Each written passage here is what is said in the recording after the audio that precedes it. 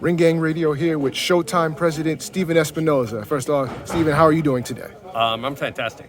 All right, great. Man, this has been a long time coming. I know people have been waiting for this for a very long time to get this pay-per-view on. I know they've been on Twitter and on just bugging, and then you've had to come on many times to kind of, oh, well, no, it's done, not done. How do you feel that it's finally done and you don't have to worry about people bugging you and just getting us the biggest fight that the boxing fans want to see?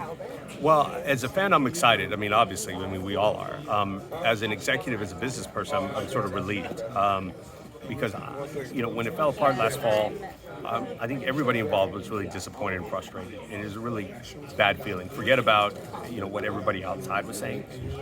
We were all disappointed because it was a missed opportunity. So knowing that, together with everybody else involved, we were able to get it right this time is a big relief because, it's a fight that needed to happen for the sport and for these guys' careers. Yes, very much so. And I know you had the failed negotiations the last time, and we don't want to get too much into that because what's done is done.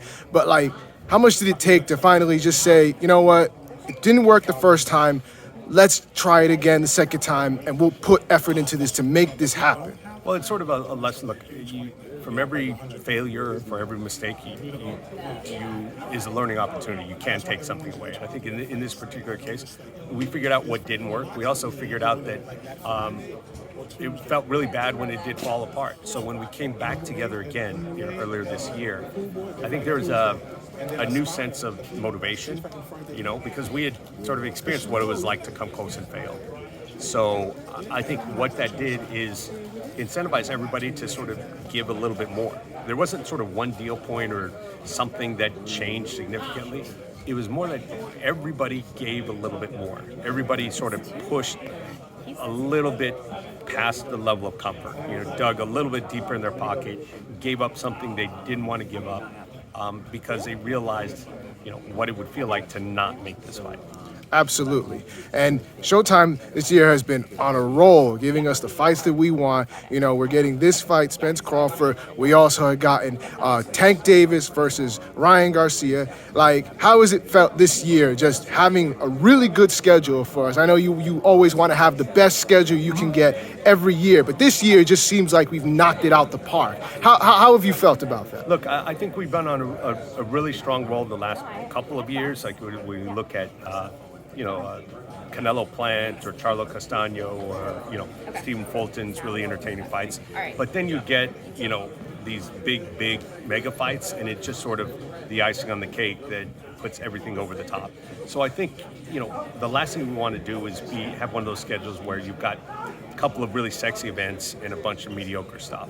And I think what we're most proud of is that the schedule, top to bottom, from Showbox championship to the pay-per-views, is solid, meaningful fights. I mean, I watch other shows on other networks, and you've got a title fight and a co-feature is like 6 or 8 rounds, and there's not really a meaningful undercard. That's not what we do. I mean, we're doing 3-fight cards where the opening fight is a title fight. And then sometimes you're getting 2 or sometimes even 3 title fights on a card. That's what we're most proud of. I mean, this is what gets it all the attention, but being consistent, from the small cards all the way through the big ones is really what we aim to be and what we're most proud of. Fair enough. One last question. You mentioned Canelo versus Plant, which was a big success when it happened. What do you feel about the possibility of trying to get Canelo back to Showtime again? I know there's been a lot of talks. He's on Matchroom, back to Zone. We have everyone that wants to see him on Showtime with guys like Jamal Charlo and David Benavidez. How are the possibilities, do you think, of getting Canelo back to Showtime? Look, I'm encouraged. I'm encouraged by it. Look, it's still very early, and Canelo and his team are doing what's smart. They're evaluating their options. They've spoken to Bivol, they've spoken to Benavidez's team. We've spoken about Jack's team and Charlo's team. So, I'm not saying that it's close. I'm not saying that, but at least, those fights, the ones that I'm most excited about as a fan, are in the running, the Charlo and the Benavidez. So, look, I'm glad he's going about this process. We've got our fingers crossed. He's in a great position. He can take any fight he wants to. The fact that he's considering those, I think is a positive sign. So I'm very optimistic. Absolutely. Thank you very much, Stephen. Okay, Have a you good got day. it.